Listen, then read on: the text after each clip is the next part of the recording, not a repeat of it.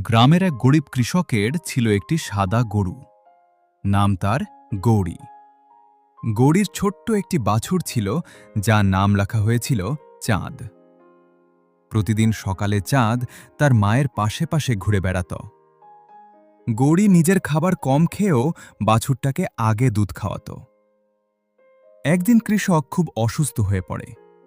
ঘরে খাবার নেই, টাকা নেই। বাধ্য হয়ে সে সিদ্ধান্ত নেয় গৌরীকে বিক্রি করবে। যেদিন গৌরীকে নিয়ে যাওয়া হচ্ছিল, ছোট্ট চাঁদ দড়ির পেছনে পেছনে দৌড়াতে লাগল। তার চোখে পানি, মুখে শুধু মায়ের জন্য ডাক। গৌরীও বারবার পেছনে ফিরে তাকাচ্ছিল। সেই দৃশ্য দেখে গ্রামের মানুষ কেঁদে ফেলেছিল।